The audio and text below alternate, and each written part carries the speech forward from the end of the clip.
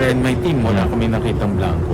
Kasi dapat balanse, yun ang tinitignan namin parati. So, I have a whole team na... Ay yung mga blanks, after ratification, saka bago pirmahan, sino yung nag-fill in the blanks. So dapat may sumagot dyan. At ang pwede lang makasagot, ang mga bahagi ng BICAP, saka yung Pangulo. Ngayon naman ho pala mga kababayan, nagpalit ho ng apelyido itong si Ramon Revilla Jr. Hindi na ho Revilla apelyido ho ngayon ng mamanayan. Bong Revilla na ho. Base ho dito sa balita na to na na-publish noong February 16, 2010, ganyan ho kagulang yaang si Bong Revilla. Kaya naman, sa mga nagbabalak na bumoto dyan sa mamanayan, naku, huwag niyong iboto yan. Apelyido nga ho niya, kaya niyang palitan para makauna lang sa balota. Paano pa ho kaya? No? Paano pa ho kaya pagka naupo na? Ano ho kayang mga kababalaghang gagawin ng mamanayan para mailukulok lang sa Senado ulit?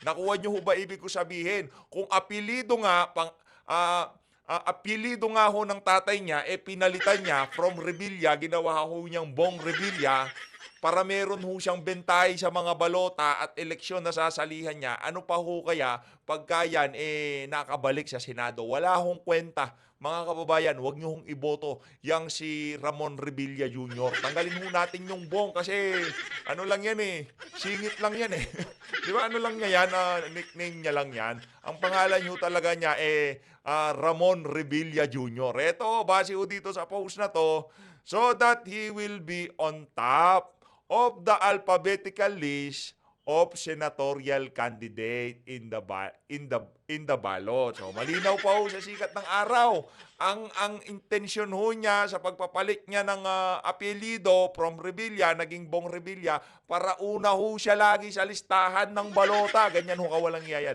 Re-election ni Senator Ramon Bong Revilla Jr. decided to change his surname to Bong Revilla.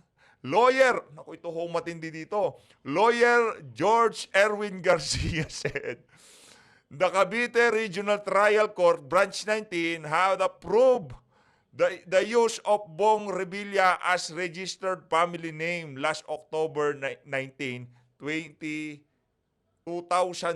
Palakpakan natin mga kababayan.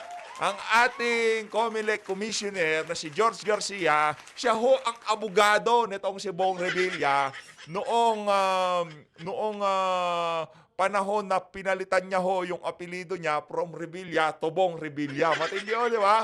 Ang ating COMELEC Commissioner naging abogado ho ng isa sa mga kumakandidatong senador. Wala namang problema doon. Nasa inyo yan kung lalagyan nyo ng mali siya. Ayun na, napaliwanag na ho kung bakit una sa listahan niya si Revilla. Pero ang atin ho dito mga kababayan, dapat pa rin hong hindi iboto yung mamanayan. Bakit? Dahil ho kung apelyido nga ng tatay niya, kaya niyang palitan para manguna lang, makabuelo lang sa balota. Ano pa ho kaya ang gagawin ng gunggong na yan pagka naupo siya ulit bilang senador. Sa bagay, wala naman hong ginawang matinuyang mama na yan sa pagkakaupo niya. Yung pabudots-budots niya, wag na ho kayong magpabudol diyan kay Bong Revilla. Naku, pero wisyo ho yan sa sambayan ng Pilipino. Eto yung mga kababayan, rekta ho tayo dito kay anong pangalan nito? Dito kay Sherwin Gatchalian. Lahat na lang ho. Congressman, senador, mga ordinaryong Pilipino, kumbinsido, nakita mga dokumento, nakapirma kayo. Ayan, nilagay ko din sa gilid mga kababayan. Nakapirma ho itong mga congressman at senador na to na mayroong blanco. Paano nyo sasabihin walang blanco? Ha? Paano nyo sasabihin walang blanco? Kaya naman, mga kababayan, yung Gatchalian na yan, isa pa hong perwisyo yan. Huwag nyo na rin hong iboto yan kahit kailan. Mga Gatchalian, wala hong kwentang mga political clan. No? Mayayaman na yan. Ano ba naman yan, sir? Ibigay nyo na ho dito kay Senator Jimmy Bondoc. Kay Attorney Jimmy Bondoc yung mga pwesto nyo dyan sa Senado. Kasi mga perwisyo kayo. Kaya naman dito kay Attorney JV, di ba? Wala naman kayong ginagawa senator ba to? Ibalik ko natin. Yan hong mga kailangan natin. May prinsipyo, hindi nabibili ng pera at impluensya, ika nga. Eto, pakinggan natin itong mga kababayan. Ito ang pinaka-latest ngayong kaugnay dyan sa dyan sa usapin na yan. Ginit ng ilang senador na miyembro ng Bicameral Conference Committee na walang blanco sa pinirmahan nilang 2025 national budget. Ayon naman sa isang kongresista, may mga blanco nga ang Bicam report na niratipikahan ng Kongreso. Grabe to, no? Congressman versus senator. Sabi ng mga senator, walang blanco. Sabi naman ng mga congressman, may blanco. May unang balita si Jonathan Andal. Oh. Nakakuha ang GMA Integrated News ng kopya ng Bicam Report ng 2025 National Budget mula kay Congressman Raul Manuel ng Kabataan Party List. Aniya, tugma raw ito sa mga blankong ipinunto sa inilabas na dokumento ni na Congressman Isidro Ungab at dating Pangulong Rodrigo Duterte. Naku, yariho itong si Risa Hontiveros dito. Si Franz Castro at itong si Arlen Brosas. Linaglag ho sila nitong si Raul Manuel. Nagbigay ho siya ng kopya dito sa Sa bagay, no, yung sa UNTV naman, kumuha ho sila ng listahan sa Senado. Doon ho sila nakakuha ng listahan ng dokumento, yung Bicam report, at binangga ho nila doon sa mga ilinabas nitong si Congressman Ungab. Magkaparehas. Meron yung mga blankong naka-highlight dyan, nandun din ho sa report na nakuha nila sa Senado. Tuloy! Sabi ni Manuel, ang Bicam report na ito na may mga blanco ang siya ring niratipikahan ng Kongreso. Aniya, binigyan daw ng kopya ng Bicam report ang lahat ng kongresista noong Disyembre bago ito isinalang sa plenaryo para maratipika. Pero ang problema, in-email lang daw ang soft copy nito. Kulang isang linggo bago ang ratifikasyon. Habang ang printed copy naman, ibinigay lang daw wala pa isang oras bago ito isinalang sa plenaryo. Kaya raw hindi na ito nabusisi ng maayos. Talagang inano ho nila, minadali ho. Anong mga matatalino dyan sa House of Representatives, yung mga magkakatsokara dyan, yan si Saldico, yan si Saldipo, pangalan niya Saldipo, yan si Saldico, at yan si Grace po, yan si Tambaluslos, yan si pangalan ito, yan si Chis Escudero. Nag-usap-usap na, madaliin na natin. Huwag na natin bigyan ng pagkakataon na mabusisi pa ng mga oposisyon o ng mga kasama natin itong itong Bicam report na to. Rektahin na natin, di ba? Ganun ho ginawa nila. Kaya di kataka-taka, yung ibang tatanga-tangang mga senador kagaya nitong si Win Gatchalian, wala daw ho silang nakita. Sobrang gipit ng oras talaga para mabusisi yan. Parang may end sa totoo lang, hindi rin agad nakita yung mga blanks, no? Kasi nga, hindi tayo sanay na may mga ganon. Ngayon ko lang na-encounter na nag-ratify ng budget, meron pala mga blanks. Sa pagsusuri ng GMA Galing na ho mismo dito kay Raul Manuel na meron ho pala talagang blanco. Nag-ratify sila ng budget na meron. Anak na to ka. Pamihira ho talaga itong administrasyon na to. Ibang klase ho. Kumbaga, extraordinary ho talaga, no? Integrated News. Ang pahinang ito, halimbawa ng dokumentong hawak ni Ungab, pareho ang mga blanco sa dokumentong hawak ni Manuel. Pero kapuna-puna na mas marami ang mga nakapirma sa dokumentong mula kay Manuel at iba ang pwesto ng ilan sa mga ito. Sinusubukan ng GMA Integrated News na makakuha ng opisyal na kopya ng Bicam report mula sa Kamara.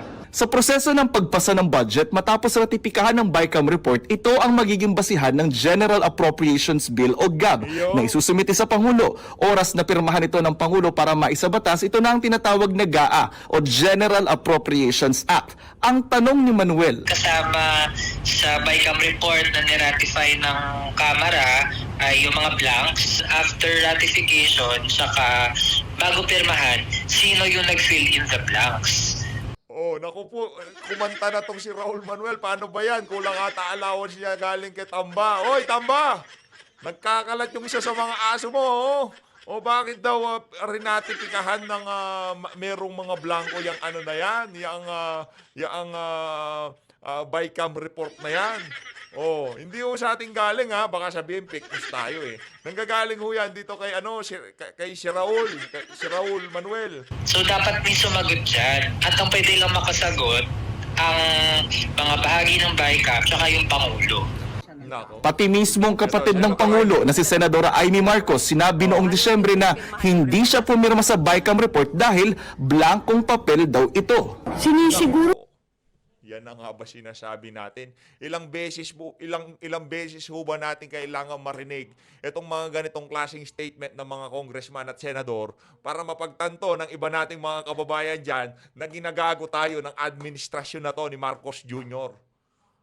Winawalang hiya ho tayo sa totoo lang. Blankong cheque yung rinatipikahan ng Kongreso.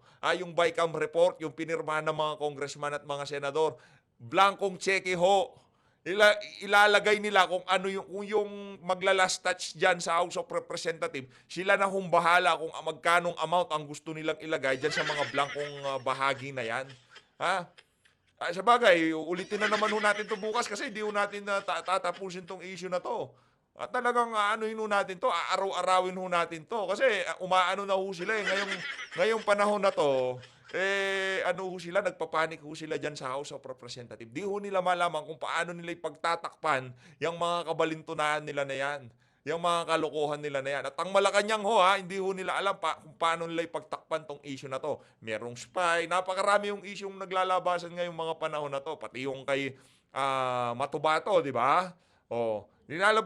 Linalabas na din ho nila yung mga issue na yan ngayon para tabunan itong mahalagang issue na to. Na kung saan, involve ho dito ang kabuhayan ng bawat isang Pilipino. Kasi budget ho yan para dito sa taon na to. Pinagpilitang pirmahan kahit palsipikado. Sa bagay, bangang nga naman pala presidente, ano magagawa natin? Diba? Ko sa taong bayan na hindi ako kailanman pumirma ng anumang papel hinggil sa budget ng 2025 o sa BICAM report na yan na nagsusulong na magbawas ng pera sa mga lehitimong proyekto. Paano ko naman pipirmahan ang blankong papel? Sinubukan ng media na kunan ng bagong komento si Senator Amy pero tumakbo ito.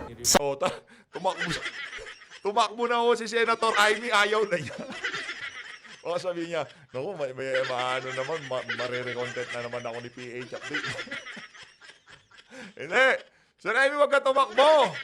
Kailangan namin para ho siyang bata, tingnan niyo mga kababayan. Panoorin, ang cute lang, no? Ang cute lang niya, ang cute lang. Tingnan Senator Amy pero tumakbo ito. Sabi naman yan, Amy, next time, huwag niyo kami tatakbuhan. No? ni Senador Win Gatchalian at Joel Villanueva na miyembro ng BICAM at pumirma sa BICAM report, walang blanko sa naturang dokumento. Sa akin, Wala daw blanco, pakinggan natin. and my team, wala kami nakitang blanco. Kasi dapat balanse. Yun ang tinitignan namin parate. So, I have a whole team na tinitignan yung budget bago pinipirmahan. Hoy, Gatchalian, sibakin mo na yung team mo. Anong team-team? Team-teaming ko yung mukha mo eh. Anong team-team? Wala kayong nakita ng mga team mo? O sibakin mo na yung team mo. Walang kwenta yung team mo. Yung pinambabayad mo sa team mo. Palitan mo na lahat. Di ba? Ang linaw ho mga kababayan. Ang dami nang nagsasabi yung BICAM report falsifikado tapos dedepensa nyo dahil nakapirma kayo. Mga walang nga kayo. Ito naman si Senator Villanueva. Senator Villanueva, ito medyo mabait ako dito eh. Oh, yan.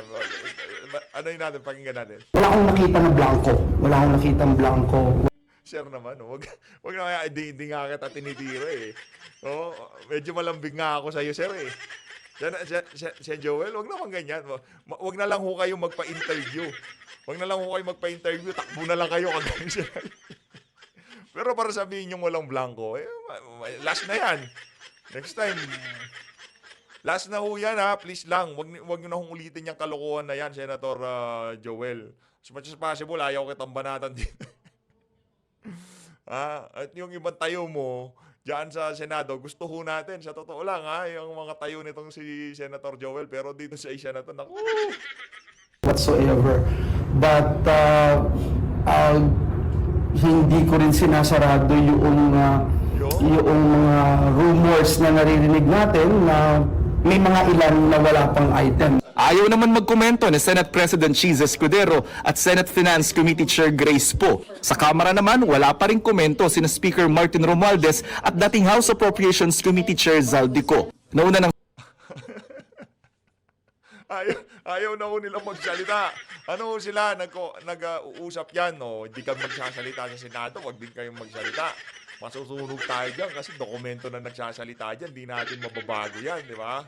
Kasi yung mga ano ho dyan, yung mga isinend sa mga congressman. Kasi pagka sinend nyo na via email, hindi nyo na pwedeng palitan yun. Ngayon, pagka naglabas kayo ng hard copy, nataliwas doon sa isinend nyo sa mga email na itong mga congressman na to, doon pa lang, halatang dinoktor nyo na yung mga dokumento na yan. Di ba? Oh, meron kayong in-email, sinisi nyo sa lahat ng mga congressman dyan, meron sila lahat kopya. Ngayon, at mga senador, ngayon, papakitaan nyo na, ayan wala namang blanco. Lahat ng pinagsendan nyo ng BICAM report, meron silang kopya na kulang-kulang. Tapos bigla kayong magpapakita ng kompleto. Naku, yari ho kayo doon. Mayayari kayo doon. Kaya nahihirapan ho sila dito sa isa Ang sinabi ni Pangulong Marcos na nagsisinungaling daw si Duterte dahil wala raw blanco sa pinirmahan niyang General Appropriations Act. Ito ang unang bangag talaga eh.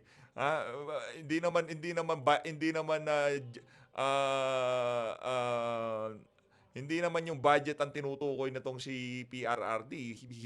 Hirit to kasi ng hirit itong si Bangag eh. No, hindi niya naman alam ang kanya sinasabi. Hirit to siya ng hirit. Ito mga kababayan, ito yung ating si Ramon Revilla Jr. ha. Huwag niyo kong kalimutan, ang pangalan ho niyan hindi Bong Revilla, Ramon Revilla Jr. Bata pa lang ako, kilala ko yan bilang Ramon Revilla Jr. Yung bong ano yun eh. Para malakas ka sa masa, bong eh. Bonggang. Ito, pakinggan natin. Kaugnayo ito doon sa Bong Revilla na talaga. Nag-withdraw ng kanyang suporta sa prevention of adolescents pregnancy bill. Walang kwenta ho yan mga kababayan. Mga trasabante naman kayo eh. Dapat doon kayo sa House of Representatives, mga trasabante naman kayo. Dito na lang ako sa mga matitigas nating mga iniidolo. Itong si Ma'am Joey at itong si Ma'am Sastrogando sa Asot, ito ho talagang matitigas to eh. Sa totoo lang. At yung intensity ng banat nila, di ho nagbabago. Di nagbabago yung tapang, yung bangis nitong si Ma'am Joey, yung bibig niya talagang pagka nag-umpisa yan, nako, sasabunin ka niya ng mura. At yang si Ma'am Sas, yung tapang nandiyan eh. Kaya talagang sinusubaybayan ho natin tong si Ma'am Sas at tong si Ma'am Joey. Sobrang halimaw ho sa vlog. Pati naman yung mga ibang pina-follow ho natin. Halimaw din naman ho yung mga yan. Pero ito talaga, pagka meron ho silang tinalakay na isang topic, talagang from taas sa baba talagang yan, di ba? From top to bottom, ika nga, sasabunin ng mga yan. Ito, pakinggan natin itong mga kababayan. They are really good at, kasi nga talo talaga sila. Malakas yung statement ni Colonel Grijaldo at hindi ko siya Classic red ipapatid. herring, classic red herring argumentation. Ayun. True. Ayan. Ayun, may papadiscuss ka? Ano yung gusto mong isang pag-usapan natin? Yung sa wall ko. Okay, wait.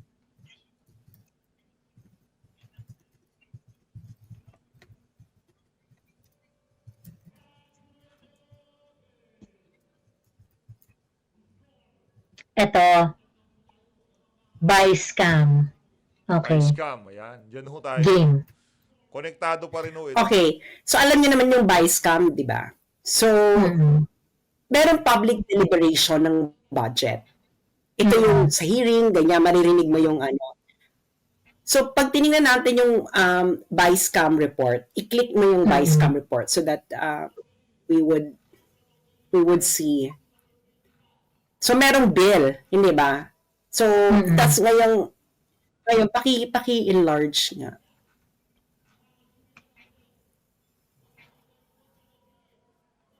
Ayan. Ano yung item? So, ngayon, makikita mo, ito yung mga items. So, buy scam, buy cam. So, makikita mo dyan, doon sa House bill, like Senate, Teka lang mama, mga madams, sandali lang ho kasi teka lang pasadaan ko lang na mabilisan to kasi nakaligtaan ko ho kanina nakaligtaan ho nating i-mega love shoutout itong si Topakin. Maraming salamat Topakin, no?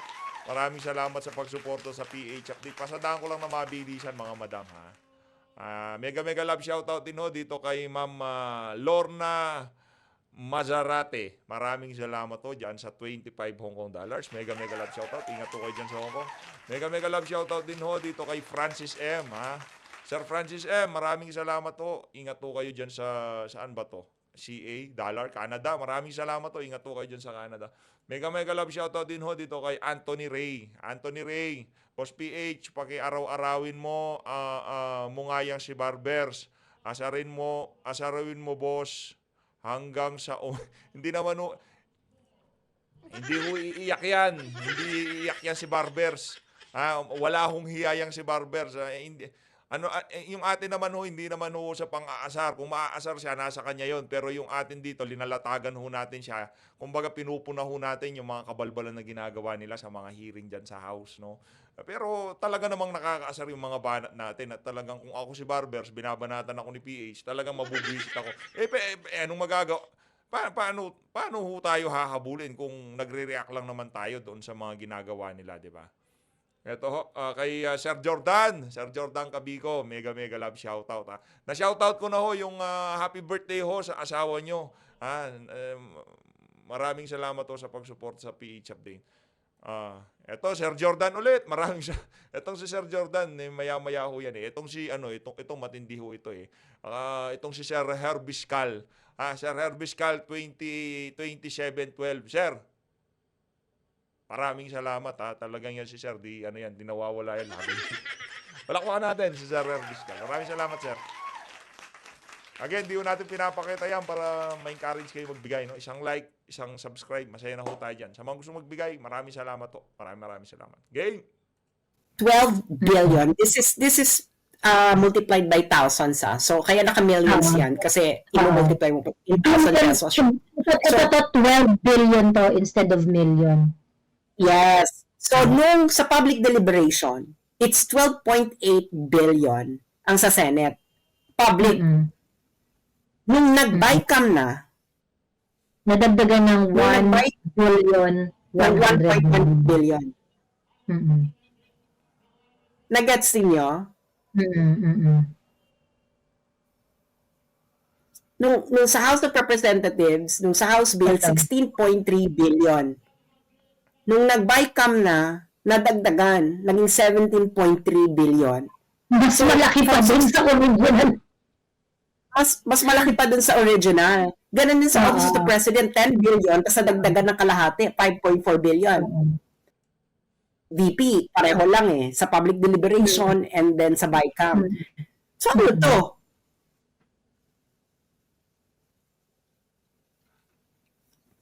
Yeah.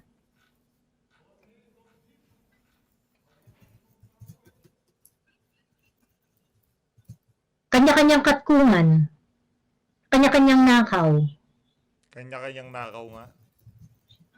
At ang winner sa nakawan ay ang House of Representatives. I mean, they only requested for the during the deliberations is only 16 billion.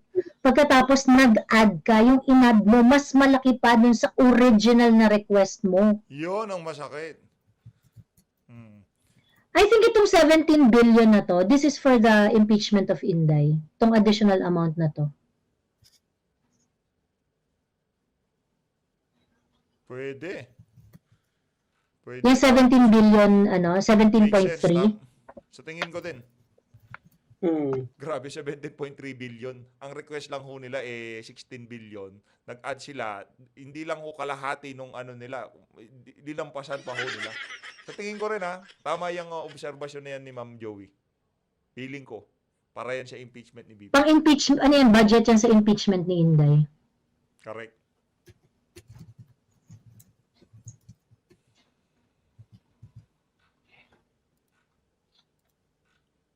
So, ayan na nga. So, nakita natin, nakita niyo na, public, can you imagine? Public, secretly deliberated, biglang nagkaroon ng additional 1.1 billion ng Senate, tapos ang House of Representatives nagkaroon ng additional, nagkaroon ng 106% increase. Is this acceptable? Ano ito? Nagagaguhan, wala na. Girl, this is, ewan ko Diyos ko na Mm. And I think, no, I think ang pinaka-logical na explanation dyan, of course, ano yan, may kasama ng mga katkungan yan and whatnot, no? Pero, ano yan, yan yung pang budget pang impeach kay Inday. The additional 17 billion. Grabe. Mga walang yaho talaga. Ayun. And you have to tell us, saan nyo gagamitin yan? Bakit merong additional increase na ano?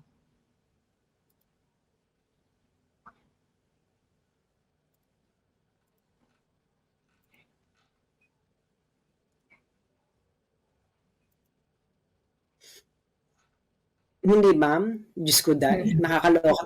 So meron na itong fill in the blanks. Meron pang ano, girl. Hindi lang fill in the blanks, kundi addition. Multiplication. Actually, hindi nag-addition, multiplication ito.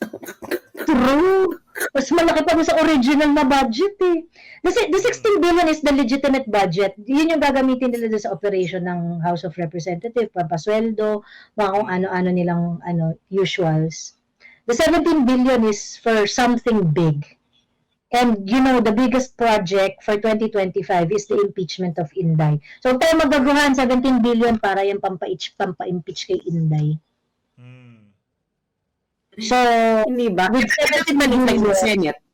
Bakit maliit lang yung sa Senate? bakit maliit lang yung sa Senate? 1 billion lang ang in-increase. Pang-akap yan, yung 1 billion na yan. Oo. Akap lang, pang-akap yan. Yung 17 billion, Pero bakit yung pang-akap. Hindi, kung i-impeach nga si Inay, bakit nga maliit lang yung 1.1? Ba't maliit lang yung sa Senate? Hindi, kasi yung increase sa 1 point something sa Senate, hindi naman yan pang-impeach eh. Pang-akap yan. Pang-akap yan. Yung 17 billion, dahil si Tambi naman talaga ang nagpapalakad ng impeachment. So, siyang mag-aabot dun sa mga senador. Pati, tingin ko, dyan manggagaling pati yung pambayad sa mga senador. Maliit lang. Maliit yan kung kasama ang senador. O baka ang magbabayad na si frozen fruits and vegetables. O baka yung yung 15 kasi may additional 5.4 billion ng Office of the President eh. Oo. Oo, baka doon. Baka doon na magagaling yung for senators. Hindi ba? Oo. Baka kaya itong si Popshi, sinabi niyang after na ng election, kasi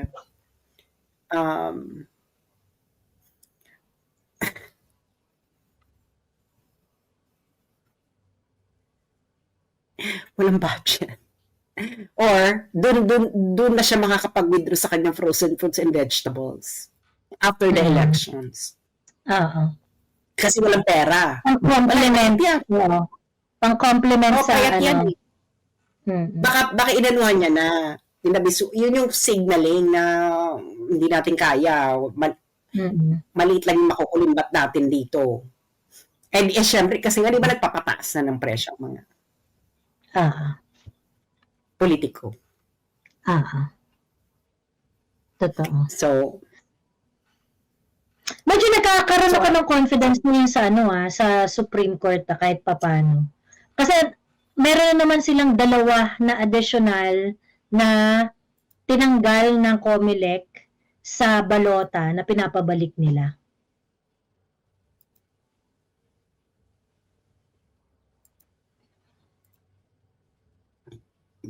Ayun.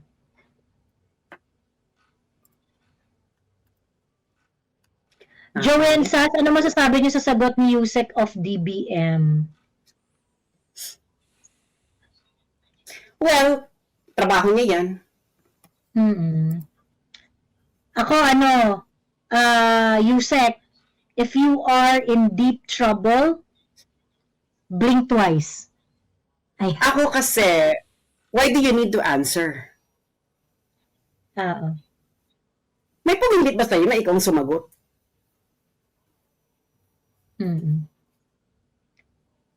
Ikalawa, really? Paliwanag ng ano, no, yung blatant lie. Parang, to confuse the public. bakit kailangan mong So, sumagot? Yusek Gadas, pero walang kapatawaran sa akin yan. I mean, Hindi, habang ano buwan kasi, ng kakabit sa'yo yan, my God. ako naiintindihan kung trabaho mo, pero the thing is, bakit kailangan mong sumagot? Eh, hindi naman kayo ang... Ito na, lipat na ho tayo dito kay Yusek Gades. Yusek Gades. Ito kasi si Yusek Gades dati, nung nasa DOTR yan kay Tatay Digong, medyo okay naman yan eh. Pero ngayon, yung natin alam kung bakit parang naging falsifikado, dispalinghado na rin yung mga banat niya. involved sa BICAM. Mm.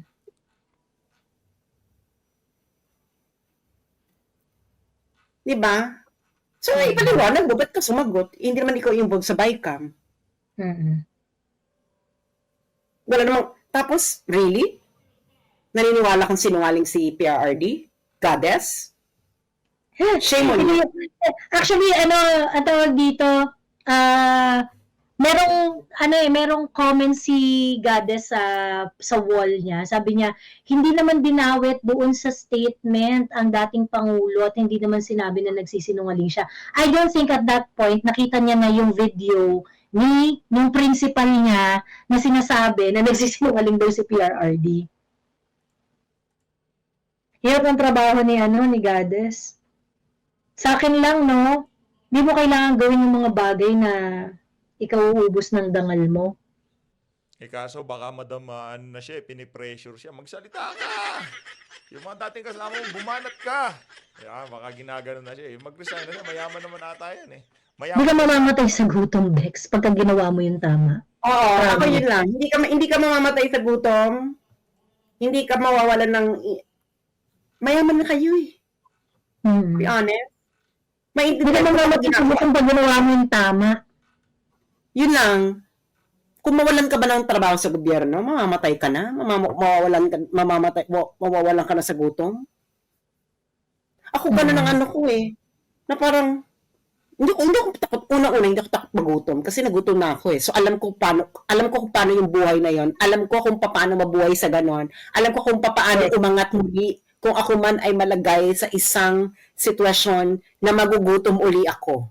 Na wala na akong pera, ganyan. Alam ko kung paano tumaas na may dangal. Yes. And that's Ayun, very Gladys, ang important. problema mo kasi, anong mas importante sa'yo? Unang-una, mayaman kayo, yung pamilya mo. Mm. Mayaman yan si Gladys eh. Pamilya nila. Well-off na sila to begin with. You are well off. Mm. Dapat nga, because you are well off, you are ahead of everyone. Most of Filipinos. And you should be ahead of integrity as well. There is no excuse for you to sell your integrity because you already have everything in life. Mm. So what you're doing right now has nothing to do with you getting hungry, being poor. This has all to do with greed. Greed. Yeah. Naniniwala ko tayo dyan. I'm so sorry, Goddess. You know, I love you, but sometimes kailangan mong sampalin ng katotohanan. Totoo. I love you, Goddess, no? Alam mo, mahal ka namin nung panahon ni PRRD dahil ang galing-galing mo dun sa social media ng DOTR. You were answering frankly every question. You made... And enlightening the public, enlightening the public about the works of the government during that time. Oo. Diba? What is... Ano kinakatakot mong gumawa ng tama? Mawalan ka ng trabaho? O ikaw mawalan ka ng trabaho, magugutom ka? No, mayaman kayo, guys. Mayaman pamilya mo. Maintindihan ko pa yan kung dayok-duk ka sa buhay na pag nawalan ka ng trabaho talagang... Pang teleserye yung mga litanya nitong si Ma'am. Dayok-duk. Dayok-duk. Talagang hampas lupa dati gan no? Even then. Dahil kung mahirap ka, alam mo maging mahirap. Alam mo Correct. paano buhay na yun. Alam mo yung... Di ba? Alam mo natin yan. Alam mo natin yung buhay ng mahirap. Right now, can you imagine, overnight, people hate you. Because of your statement. Alam na nga ng mga tao na nagtatrabaho ka dyan, nagagalit ba sila sa'yo? No. Alam lang nila, nagtatrabaho lang naman si Gades bilang USEC. Akala ko nga, nasa DOTR pa yan eh. Wala na pala siya sa DOTR. Pero once you open your mouth DOTR po ba? and say something like that, Check nga natin. then people know na hindi lang ito nagtatrabaho. Masiba na ito. User Goddess. Pwede ka naman magtrabaho na hindi Pwede ka naman manahimik eh. Magtrabaho na. Pwede ka naman nahimik Pwede eh. naman manahimik ka. Oh, bakit? Why do you have to do defense? that? Why do you have to mislead the public? Yes, You make exactly. yourself an instrument. O pwede mo naman kasing pwede mo naman kasing sabihin na gusto ko lang i-clarify na ang sinabi ni PRRD at ni Okay, Ung under secretary ho siya sa Department of Budget and Management. Kailangan talaga niyang magsalita. Kailangan talaga niyang humirit. Ganun talaga. No, dayok-dok nga ay doon sa BICAM. Hindi po ito yung GAA hindi po ito yung wala pong blanco doon sa GAA. Pero ang sinasabi ni PRRD ay doon sa BICAM. You could have just said it like that. Like, Correct. Pero, ang tono ng pagpapaliwanag mo is fake news. Fake news. Yun yung tono ng pagpapaliwanag nyo. which is actually tono ng mga trolls before pa sila mag-release ng statement. It's exactly the Yes. same. Nung night before, nung diniscuss natin yung BICAM nung night before. 'Di ba? At yun yung tono ni Gades, yun yung tono ni Thea Tan, nila Jam Magno, at ng iba pang mga sangkaterbang bobong BBM vloggers. Correct. Hinanay mo yung sarili mo doon, Gades. Why?